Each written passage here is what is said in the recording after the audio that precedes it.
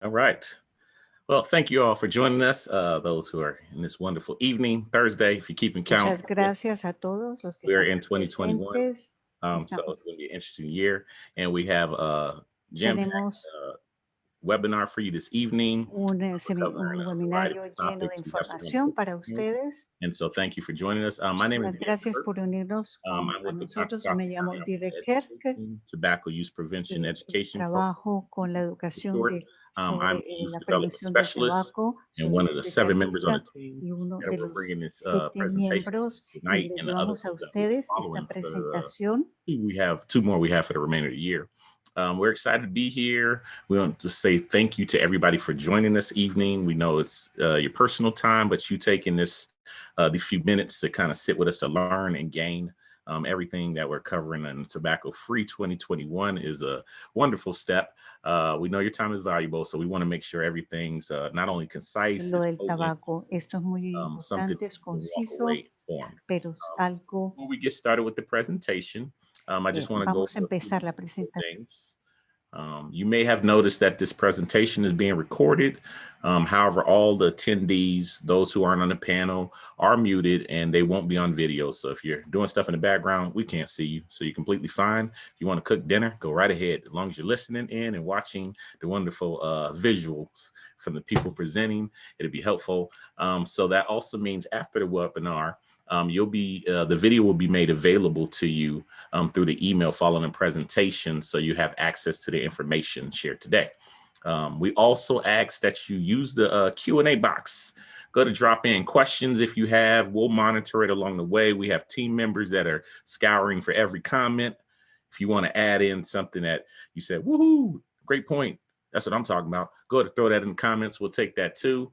As we go along, we will also spend time to stop at the end of the presentation to be able to address any questions that aren't answered along the way. So we appreciate those who also submitted their questions before the presentation, during the registration. Many of them we're going to cover during the presentation. So before you throw out a question, just kind of follow along. You might have your questions answered or reviewed as the presentation goes along.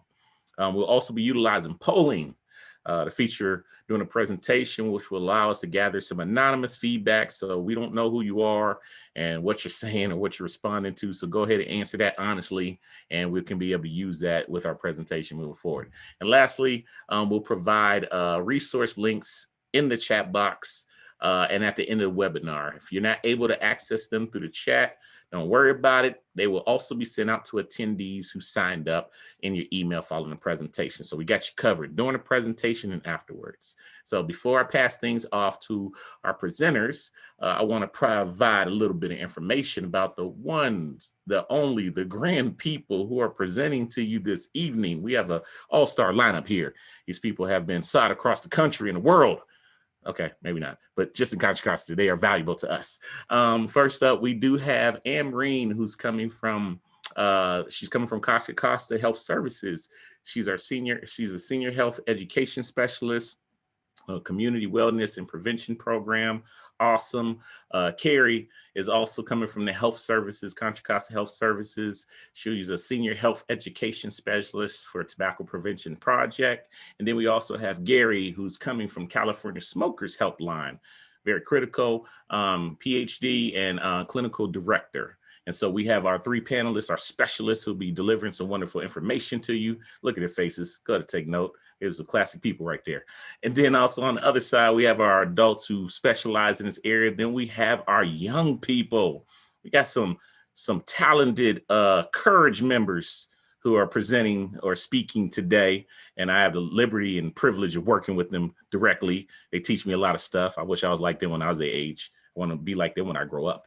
We do have Simone, we call her CC. She's a 10th grader in Contra Costa County. We have one of our new members of Courage. We have Selena, potent, strong, powerful speaking, also a 10th grade. And then we have our main man, Sharuz, who's been rocking with us for two years. Is it 2 years? Yeah, I think it's 2 years. 9th grader, also in Contra Costa County. So these will, they'll be sharing aspects and giving the youth perspective surrounding these topics that we're focusing on today. All right, so as we're looking at our agenda for the night, we're gonna go through with our welcome introductions has covered those. We're going to take a look at the Contra Costa tobacco policy going on in the county.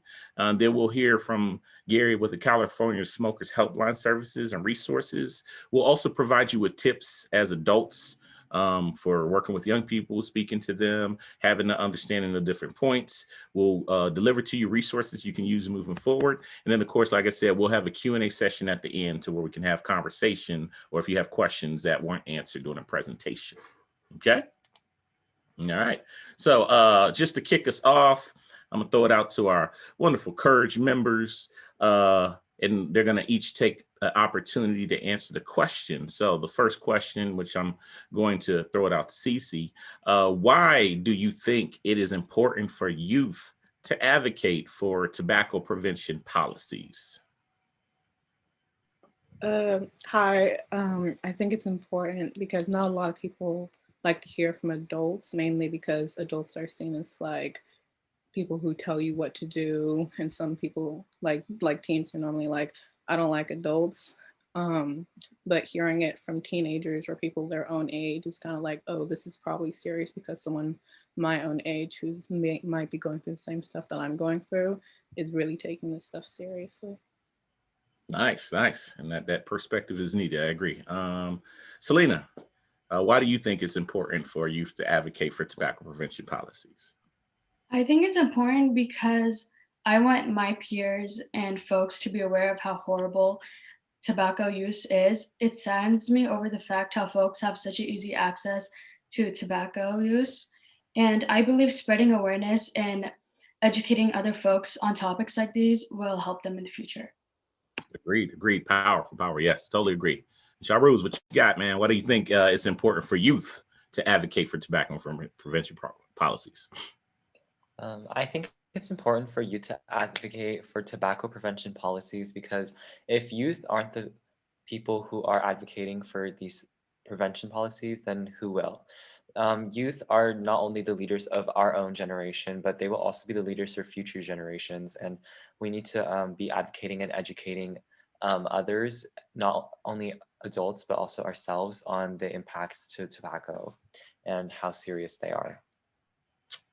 See, look at y'all. Y'all trying to make me cry this night. See, I'm trying to hold it on in. I thank you. Now, you all make some wonderful points. And as I said, youth perspective is definitely needed when it comes to youth advocacy and the tobacco prevention policy. So thank you for sharing. I'm going to go ahead and pass it off to our wonderful presenters from the senior health, for the Contra Costa Health Services. I'm going to pass it off to Amreen and Carrie.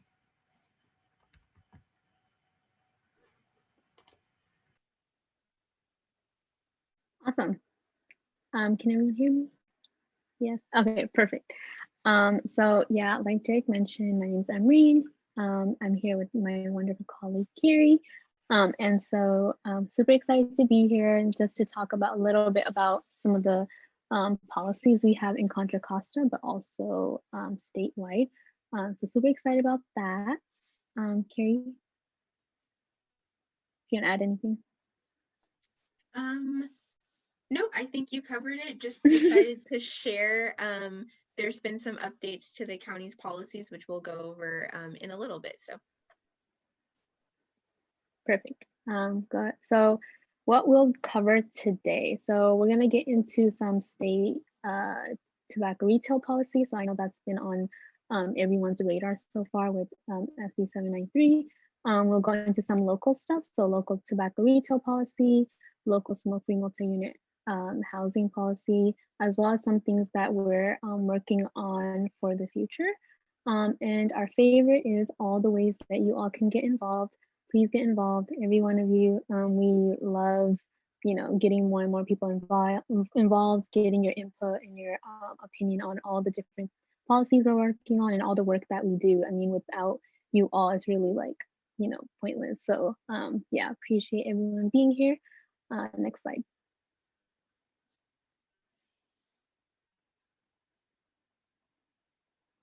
Awesome. So state tobacco retail policy. Next slide. All right. So the STAKE Act. So this act was passed in 2016. It was very monumental. It kind of really helped stop access for a lot of youth. So basically what it did was it required ID checks. So that was a big one. So if anyone looked under 21, it requires that any tobacco retailer checks ID. So that's super important. And so basically anyone that's under the age of 21 cannot sell or buy tobacco products.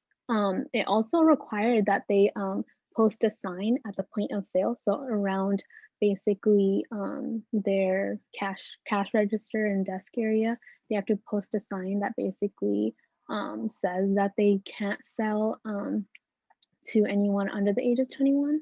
And it also requires that they actually have the number there. So there's a number that's on the slide as well. So that's the number where you can go to report if you do encounter someone basically selling to someone that is under 21. So that is also something that they're supposed to have on the sign so that it's easily accessible for people to just, call right there and then. And the big thing that I really like about this act is that it holds the retailer accountable for illegal sales, right? So a lot of people worry that when laws and policies are passed, that it's going to criminalize our, young people. But what this act really states is that no, like a young person that is, caught buying tobacco products, and if they're under the age of 21, they will not be penalized, and the retailer will be held accountable for that. It also prohibits the sale to minors over the phone, mail, and online, which is actually super important now with a lot of the vaping products. And then this act is enforced by the local law enforcement. Next slide.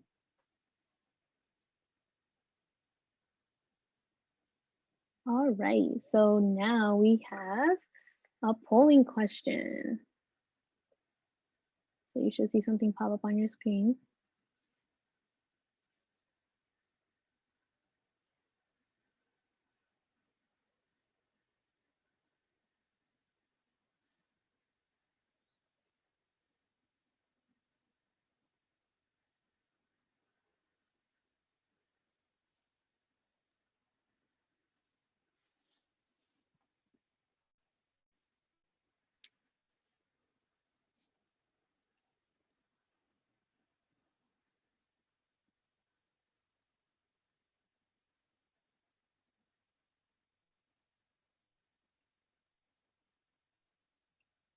All right, should now show the results. Oh, perfect. Okay, sorry. Okay.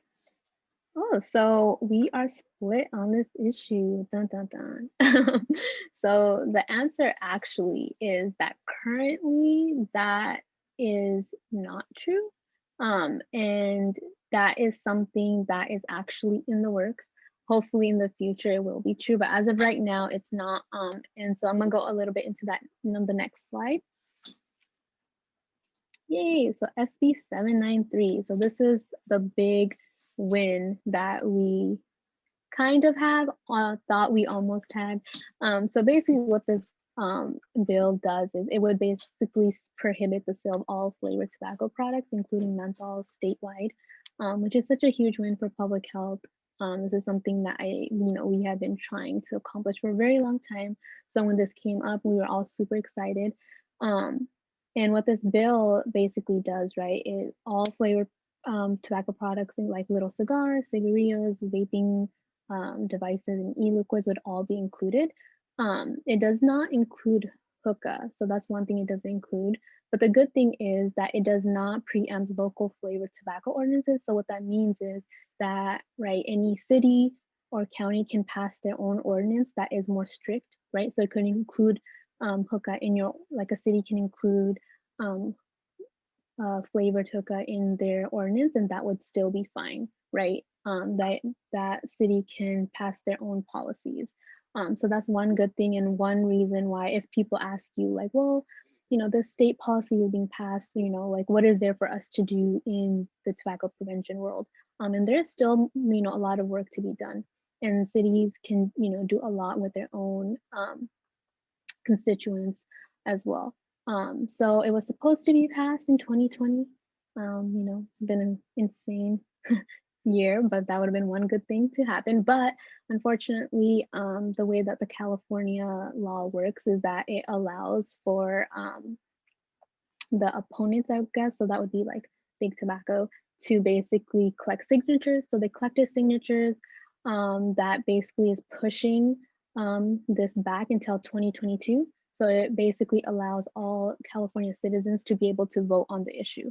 So until then, we're just having it on pause and seeing what happens until then. Next slide.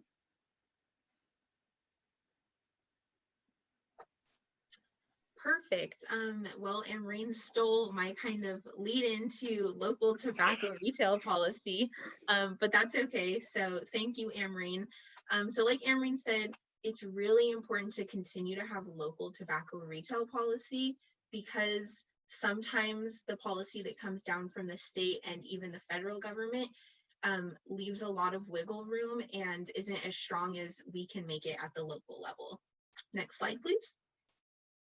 So I'm going to cover a little bit of what Contra Costa County's tobacco retail license policy looks like.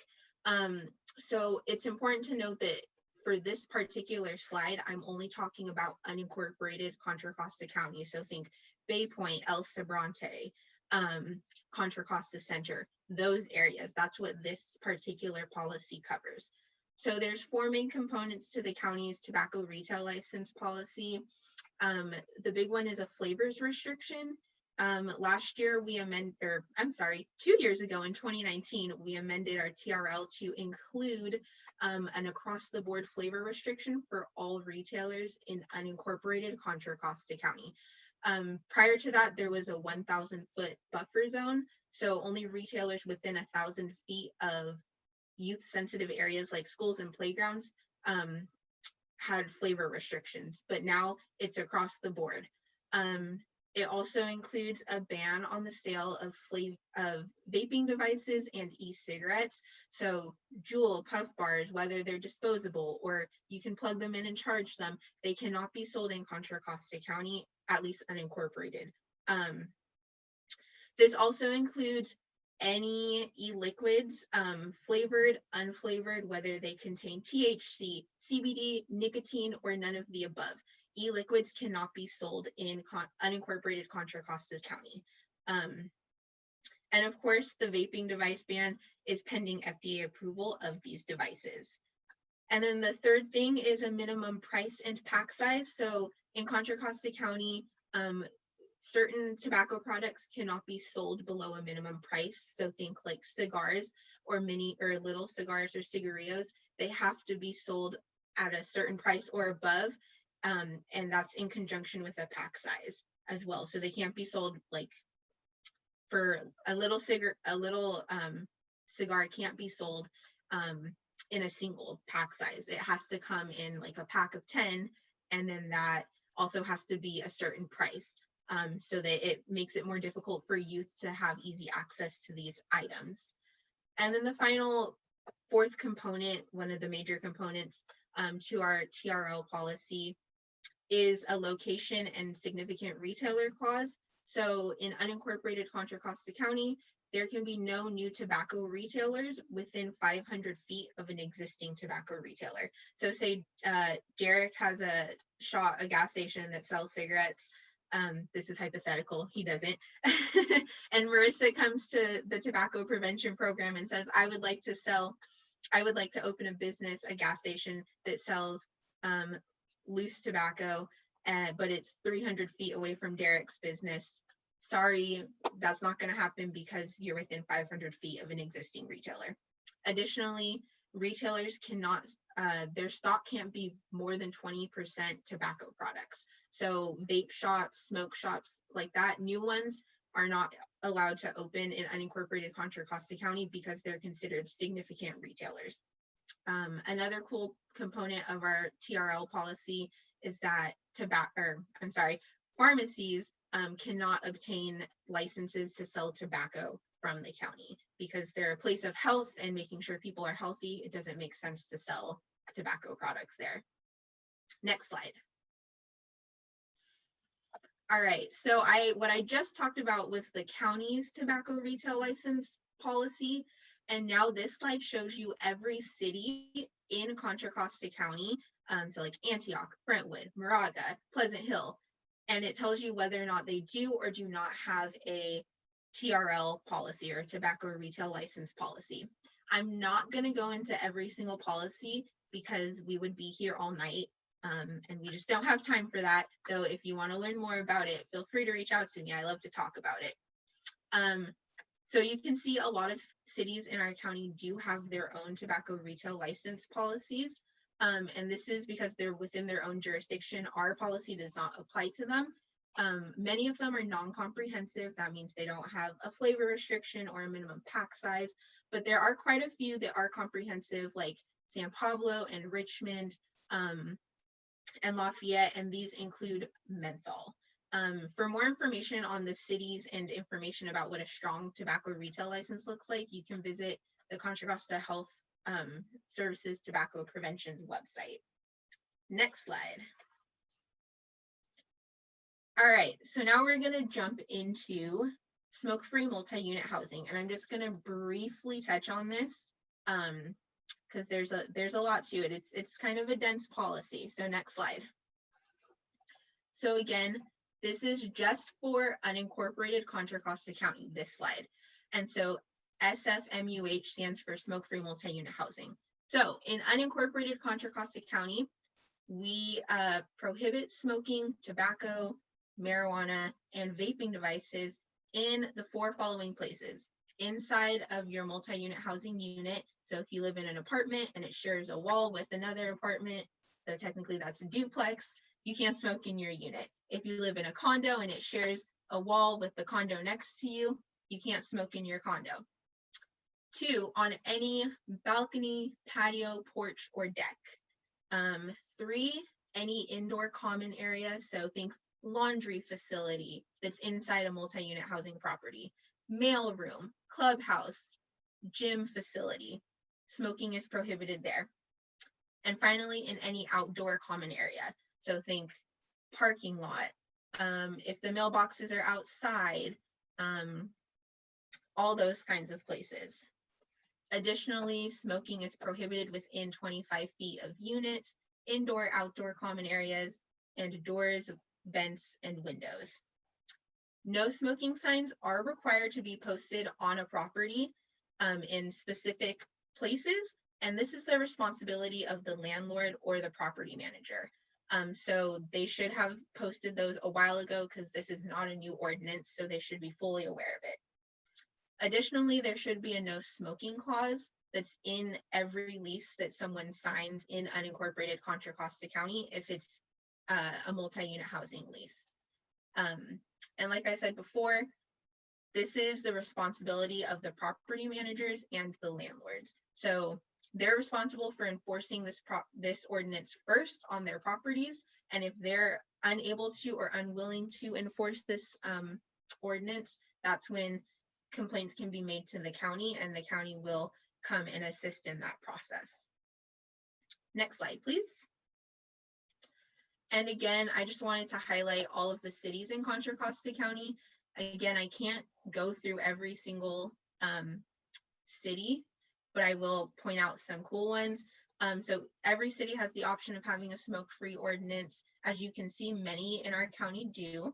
I want to highlight Concord because they passed theirs last year, and it's the most comprehensive in the county. It includes owner-occupied units, so condos, townhomes, duplexes, duets, apartments, and mobile home parks. And there's no one else in the county, or even I think the state, maybe the country, who includes mobile home parks in their smoke-free policy.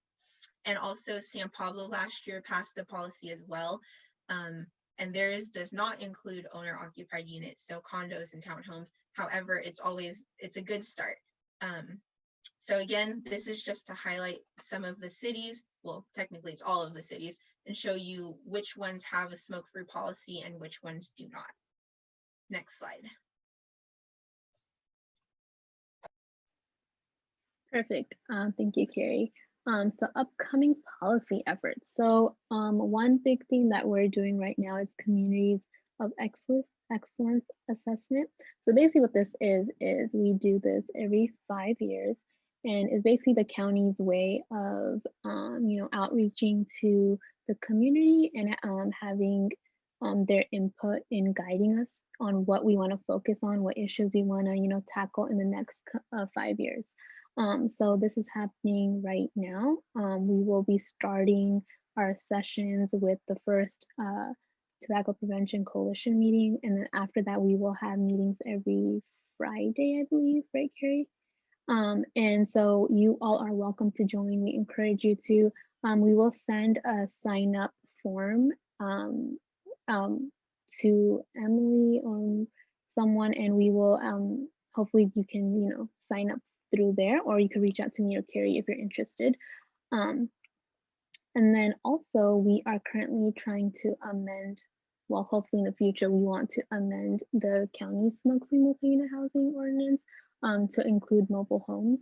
Concord, really paved the way for that. There is a need for it, and a lot of people, want it. And so we definitely want to make sure we're including everyone, and that clean air is accessible for everyone as well. And currently we are also, we have campaigns, TRL campaigns going on in Pittsburgh, Antioch, and San Ramon. So that's super exciting, right? Even though we are looking forward to the statewide policy being passed, there are still, local cities that are doing their own part in making sure they're passing their own policies as well. So that's super great. Next slide. All right, so my favorite part, how can you get involved? So like I mentioned before, get involved with the CX process. Please, like we really want to hear from you. We want your input on this. Join the Tobacco Prevention Coalition. So we meet every odd month.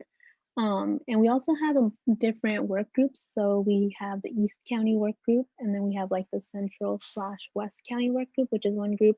And we also have a communication subcommittee, which, you would be involved with working on kind of like the social media posts and things like that. So it's super exciting. And you can also join the Tobacco Youth and Young Adult Task Force. So some of our youth that are on here, if you know people that may be interested, definitely reach out to me. And yeah, and then you can also follow our social media. So we have Instagram, we have Facebook, and our colleague Isabel, she takes a lot of time and posts really cool stuff. So definitely follow us there for most like updated information on things we're doing. And yeah. Oh, as well as attending virtual council meetings. So anytime there's a policy, so like for example, right now we're working in Antioch and Pittsburgh and San Ramon. And so anytime, you see anything or you want to get involved, definitely let us know. We welcome community members to, come to city council meetings, especially if you're a resident of that city, and voice your concerns. Next slide. So this is our contact information. So if you're interested in any of the work groups or the youth and young adult task force, definitely reach out to me. And then any information on smoke-free multi-unit housing, TRL, or like the CX process, reach out to Carrie. She's the queen of all of those things. So yeah, I hope you all, were able to learn something from this. I know it's definitely very brief, but if you have any questions, I think we're going to do Q&A at the end. So yeah, thank you. Thank you so much, Amreen and Carrie, for all that information. Yes, we do have a Q&A session afterwards, so stay on if you have any questions. We want to go ahead and get started, continue and ask our Courage students another question. So here's the question. What would you share with policymakers about the impact tobacco has on young people? What I would share is the fact that younger people and older folks have an easy access to tobacco. Younger folks usually have someone sell it to them or just buy it for them. And I don't think young folks out of nowhere just want to try a cigarette. They become influenced by the people around them, which can be either at school, their friends, or even family. And then they try it and become addicted, which has a bad impact on them. What I would share with policymakers about the impact tobacco has on young people is I would tell them to be aware of outside of their property, not just in stores, because policymakers they like, for example, for the tobacco, selling it in stores, you have to be 21 or older.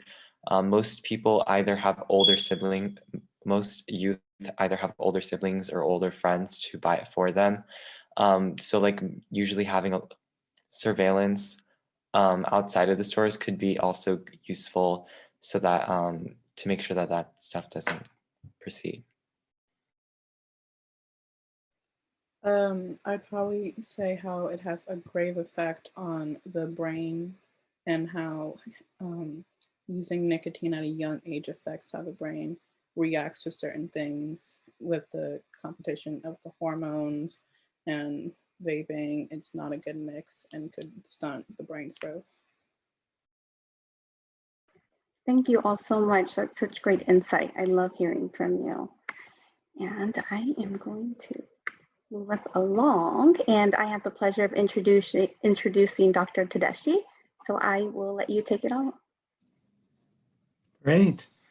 Thank you so much. It's been really nice to listen to the presentation and the students giving their insights. It's great to be with you this evening. And I was thinking as we were listening to the policy, if the policies are working well, then people are having trouble finding places to smoke or getting access to tobacco products. And I think that's where we come in. And so this is, I guess, why I've been invited to talk a little bit about this California Smokers Helpline. So I'd like to actually start with a question, just to get a sense of what you might already know about the helpline. So how familiar are you with the California Smokers Helpline? We're also known as 1-800-NO-BUTTS. So we've got a polling question here. There we go.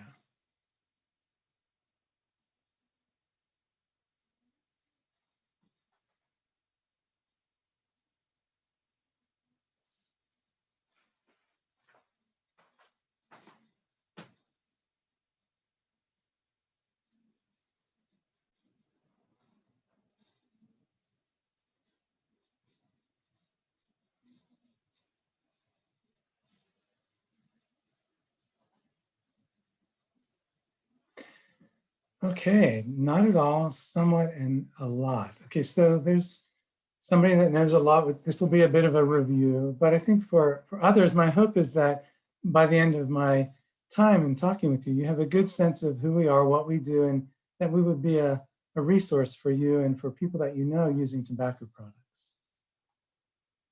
So just a little bit overview. So first of all, I think what's important is it's a free service. This is a statewide cessation program.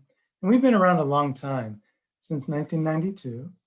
It started at UCSD, UC San Diego. We're still there. We've done quite a bit of research just to make sure that what we're doing is working. All the services are confidential. And as I said, we do these randomized controlled trials to make sure that we can test these interventions that we come up with to see if we're actually helping people. We've got a great group of counselors. They help clients come up with a tailored plan and offer a lot of support. The services are available in multiple languages. You can kind of see on the left there, there's English, Spanish, Cantonese, Mandarin, Vietnamese, and Korean. We're open 6 days a week. So Monday through Friday, we're available 7 in the morning till 9 at night. And then on Saturdays, it's more like 9 to 5. Just to give you an idea, last year, I just ran these numbers in 2020, over 21,700 people called in and actually registered and became part of the program. The next slide has the numbers listed a little bit more clearly. So you can see in English and Spanish, that is funded by our California Department of Public Health. And the teal colors here, this is our Asian Smokers Quit line, and this is funded by the CDC. We also have a a dedicated line for people who chew. So that's our chew line. And for the last year and a half now, we've had our no vape line dedicated for people who are vaping and want to quit. Okay, next. So the people we serve, adults, teens, smokers, people who vape, people who chew, pregnant, breastfeeding people, and then also non-tobacco using callers. So these are people that don't smoke or vape or chew, but they want to help somebody to quit. So we call these proxies. They call in, hey, I want to, my dad smokes so much. What can I do to help? And so our basic message will be, well, we know that nagging doesn't help. So that's like one of the things we would talk about is how can you be supportive, but also find ways to really help them to quit. And so we're available to help people do that. So those are the people we serve. In terms of our staff, so if you call us or you send somebody to us, just so you know who's on the other end of the line or the end of the text or the chat, the next slide shows a little bit about our staff. So right now we have 57 counselors or coaches, most of whom are bilingual. Most have at least a bachelor's degree in psychology or a health-related field. But regardless of that, I mean, some are working on their master's, have their master's degree. But regardless of what their educational background is, when they come in to work at the helpline, they all have to go through a very comprehensive and in-depth training. So I wanted to say a word about the training on the next slide. It's 60 hours long. So usually the counselors are pretty tired by the end of it, but they feel very well trained. And that's followed by a 1 month, what we call apprenticeship period, where their calls and their work is more closely monitored than our veteran staff. So they are pretty well prepared. I wanted to spend just a few minutes on how we actually help tobacco users quit. And I've got another slide here on theory. Now, I'm a psychologist, so I could spend all night talking about this, but I promise just going to do a couple minutes. So our overarching theory, the way we help people, is what's called social learning theory. And basically that is just, it's a very positive theory. It says that smoking or vaping or chewing is a learned behavior. So if it's learned, it can be unlearned. And it's very optimistic. It focuses on people's confidence and their ability to change. So that's the overarching theory. If you click again, the next theory on a day-to-day level is motivational interviewing. And that is recognizing that even if people call us or text us or reach out, we know that they feel two ways about quitting. They know they should, but they don't really want to change. So motivational interviewing is a really nice way of working with people and getting them to make the argument for change themselves rather than somebody saying, hey, you have to do this. So we do motivational interviewing, and then if you click one more time here, once there's sufficient motivation to change, then we use cognitive behavior therapy. So if you've had any kind of psychology classes, maybe these terms are familiar, but basically this is saying change the way you think and change the way you act. That's how you're going to be able to quit. So making sure they're motivated, helping them change the way they think, how they act, what are they going to do instead of smoking or vaping? So that's really the planning part of helping people quit. Okay, next slide. So that's the theory. We also have a philosophy. So if you click here, the first part, and well, there's two parts to it. There's encouraging quit attempts, and when someone quits, helping them not go back, so preventing relapse. So encouraging quit attempts, this is important because I don't know if you've ever heard of any numbers out there, like how many times does it take on average to quit for good? You might hear, 3, 5, 6. It's actually pretty high. We've done some research that shows that it could be 10 to 12 tries before someone quits for good.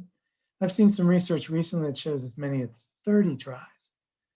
So what we really try to do is help people recognize that trying many times is normal and to never give up, just keep trying. So we will never say, hey, that's a failure. We always talk about any amount of quitting as a success. So we encourage people to make as many attempts as possible. So once someone quits though, yeah, we also focus on trying to keep them from going back to smoking. And I've got this kind of interesting graph. I think it's on the next slide here. Yeah, this is my favorite graph. It's the only graph I have on my slides. So hopefully you like this graph too, but basically this is the relapse sensitive schedule that we use when helping people quit. So on the horizontal axis, you've got the days after quitting. On the vertical axis, you have the percent abstinence. So what this shows is that at the 1 week point, so if you look at 7 days and then you go over to the percent, when somebody quits, about 40% of the, about 60% of people will have gone back to smoking. This is the smoking curve. I think it's probably the same for vaping. About 60% will have already gone back to using by the first week. And then a few more will drop off. And by 14 days, it starts to level off. You see how that line is sort of level? If you can help somebody quit, or if you can quit yourself for 14 days, then your chance of staying quit for good is pretty good at that point. So if we're going to help somebody quit, and if you're going to help someone quit, you want to get in there early. So what we do is we'll make a telephone, we'll make calls or we'll text somebody early on. So when they quit, and sometimes around 3 to 7 days, and then again at 2 weeks, because we know that's when people need the most help. So that's called relapse sensitive scheduling. So if you go to the next slide, I can tell you just generally the intervention protocol. And so this is just a summary basically. So we have, if someone calls in, they'll go through an intake. It takes about 8 minutes. We just want to find out what their needs are. And then we have, for those who want to talk to somebody, an initial call. And that's just to prepare to quit. That's about 25 minutes. And for those who set a quit date, then we will call them proactively. We don't wait for them to call us back. Once somebody calls us, we know that if they're ambivalent, if they're thinking, oh, I may not want to do this, they're probably not going to call back or reach out again. So we will call them. And we'll do up to 4 follow-up calls on that relapse sensitive schedule. And so that's really to try to prevent relapse.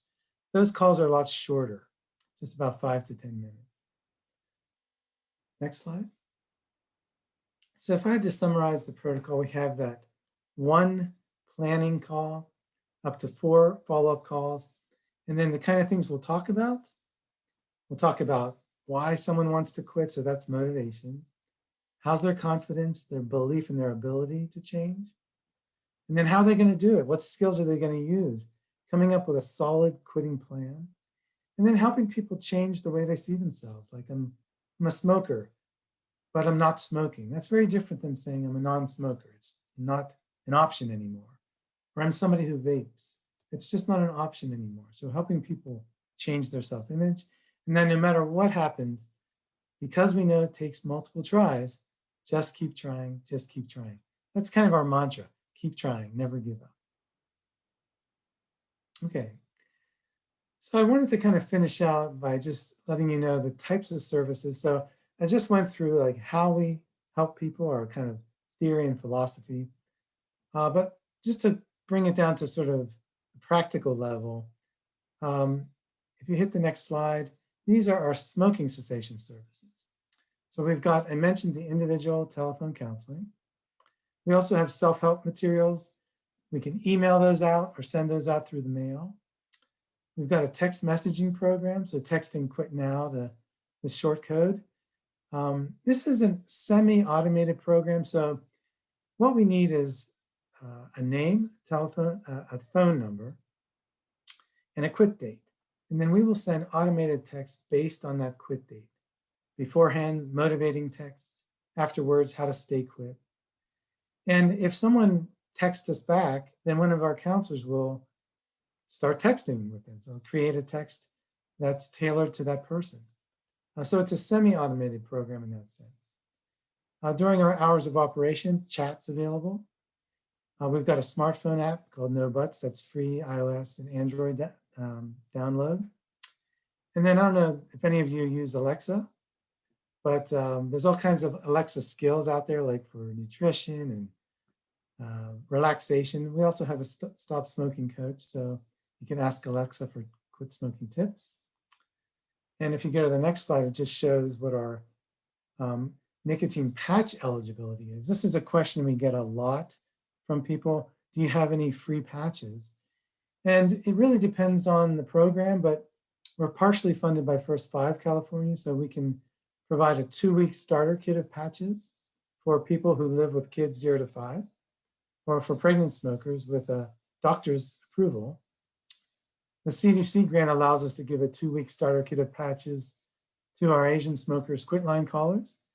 And then there's this grant that's time limited. It's probably going to go through June, I think, where all our helpline callers, if there's no medical contraindications, can get a 2-week starter kit of patches. And then if that doesn't work, if somebody has Medi-Cal, most beneficiaries can get their pharmacotherapy. That's patches, gum, lozenges, and the 2 pills, the medications, Zyban and Chantix. They can get a regimen of those covered, usually with a physician's prescription. So there is some opportunity to get pharmacotherapy too. Our next slide here, I think, is our website. So there's all kinds of information on here for smokers, for people who help smokers, for people with behavioral health providers and proxies, those who help smokers, all kinds of free downloads and videos and things. So just, if you have a chance, please visit that. We're going to be updating this within the next half a year. So we're looking forward to that. It's going to be a lot more, I think, interesting and interactive. That's coming up. Next slide is our vaping cessation services. So they pretty much parallel the smoking cessation services. We've got the individual counseling if people want to talk. We've got self-help materials, text messaging, chat, a really, I think, really cool smartphone app that we developed just in the last year. Oops, can you go back? Yeah. Okay. Well, actually, you can access any of those things from this website. Yeah, thank you. So we've got that smartphone app called No Vape or Crush Cravings. And then the Alexa skill also is our Stop Vaping coach. So those can be accessed this way, or if you go to the next slide again, that's our vaping, No Vape's landing page or website. The agency that designed this, I think it's got some really cool elements to it, is going to be working on our smoking website. So that's going to have, as I said, some much cooler features than it does currently. Okay, I think that is all I have. If you want to go to the next slide, I just want you to know we're here to help in any way that we can. That's my contact information. And then I'll be hanging around later for any questions. Thank you so much, Dr. Tedeschi. Both presentations were really informative, and we really appreciate having you here. I'm sure everybody is wanting to hear the perspective of our youth. So we are going to ask them one last question for the evening. And that question is, what are some ways adults can support young people to quit or cut back tobacco use? Some ways adults can support young people to quit or cut tobacco use is just being there and listening to what they have to say. Even if it may be hard at first to tell them about their use of tobacco, or they might feel ashamed at first, as an adult, if just being there and listening and trying to help them cut the use of tobacco, or just overall quit, is good enough for them to continue trying and not give up. Adults can help by taking it slow, because the child might not even notice that they're addicted and that's an actual problem. So taking it slow, not rushing them, to make them feel like we're doing this together, to make them feel comfortable with what's happening. Other ways adults can help young folks with too much tobacco use, and they can help them by making sure they're not hanging around with people who they're uncomfortable with, and making sure they're hanging out with people who aren't influencing those things on them, and also making sure they're in a healthy and safe environment with them. Great, thank you so much for sharing that. I am going to go ahead and move us along. I know we end at 6:30. I wanted to thank everybody for joining us, and I'm going to end us with some additional information. And we already went over some of these tips, but I wanted to make sure that everybody had these tips. I know how to support tobacco prevention policy, how you can get involved, attending virtual city council meetings, board meetings, writing letters to policymakers, and supporting local businesses that are tobacco free. And then how to support someone who is trying to quit or cut back. Start the conversation. How do you start that conversation? Ask questions, most importantly, listen, and share some of these resources. You know, that's what they're here for. And so you can share with others, and we want to get these resources out there. And be positive and be patient. It is a process. Dr. Tedeschi was really clear about that process and how many times it may take to try. So just be patient. It's really helpful. And these are some resources that we wanted to share with you. In addition to the California Smokers Helpline and the Contra Costa Health Services Tobacco Prevention Project, we also wanted to give you our website for the TUPE site. On the TUPE site, we have some parent videos that you can look at, and those are really helpful, as well as tobacco cessation resources. And we also have a monthly e-newsletter that you can sign up to receive.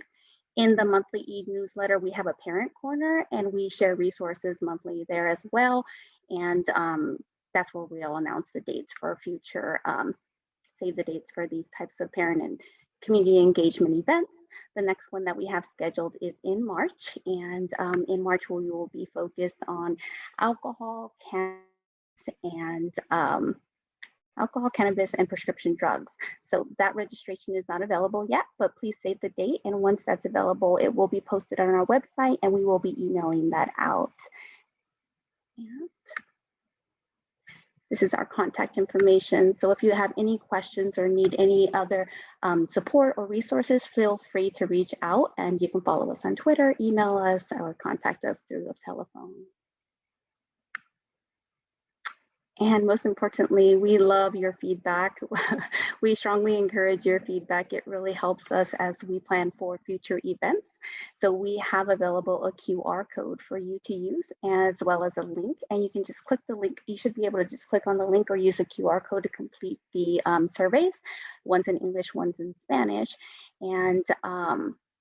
And we will be staying on for the optional Q&A session. I think we already have some questions in the Q&A box that we will be answering, but I wanted to make sure that we shared this survey now. So for those that are not staying on for the Q&A session, you had the opportunity to complete the survey, and feel free to log off.